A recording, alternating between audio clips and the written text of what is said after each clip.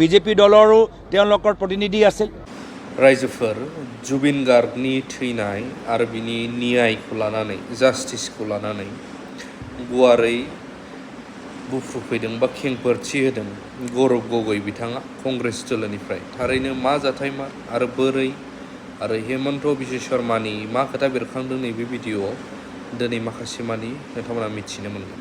Assamese Rao मोर कोनो जाति নাই, मोर कोनो धर्म নাই, मोर कोनो भगवान নাই। মই মুক্ত, মই অসমীয়া, মই অভ্ৰগতিবীৰ, মই কাঞ্চন জংঘা। জুবিনদাৰ কথা মোৰ কোনো ধৰ্ম নাই, মোৰ কোনো জাতি নাই, হৃদয়ত আমি সেইখিনি কথা আমি ধৰি লৈছোঁ। সেই সময়ত আৰম্ভ হৈ গ'ল ৰাজনীতি। এইটোৱেতো ৰাজনীতি যে আমি জুবিনদাৰ কথাবোৰ পাহৰি যাওঁ। জুবিনদাই নিজে ক'লে মোৰ কোনো ধৰ্ম নাই, মোৰ কোনো জাতি নাই, মই কাঞ্চনজংঘা। আৰু আহিলে আমাৰ মুখ্যমন্ত্ৰীজন বেলেগ এটা কথা লয়। এইবাৰ এইবোৰ চব নচলিব। দেখিছেই যে হিমন্ত বিশ্ব শৰ্মা ডাঙৰীয়াৰ নেতৃত্বত জুবিন গাৰ্গৰ তদন্তত ন্যায় আমি দেখা নাপাম, ন্যায় পোহৰ আমি দেখা নাপাম।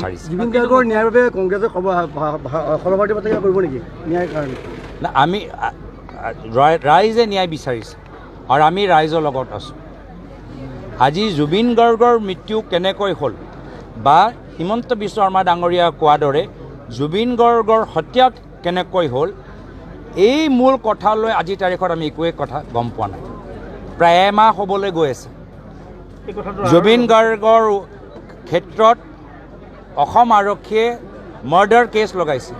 মাৰ্ডাৰ কেনেকৈ হ'ল, প্লেনিং কেনেকৈ হ'ল, কনস্পিৰেচি কেনেকৈ হ'ল, এই সন্দৰ্ভত আজিৰ তাৰিখত অসমৰ জনসাধাৰণ আমি একো গম পোৱা নাই, বুজা নাই। ইয়াৰ বাহিৰে দুনিয়াৰ যিমানবোৰ চৰ্চা আছে, শিল্পী সমাজলৈ যিমানবোৰ চৰ্চা আছে, সেইখিনি আমি SIT CID যোগেদি আমি গম পাইছোঁ।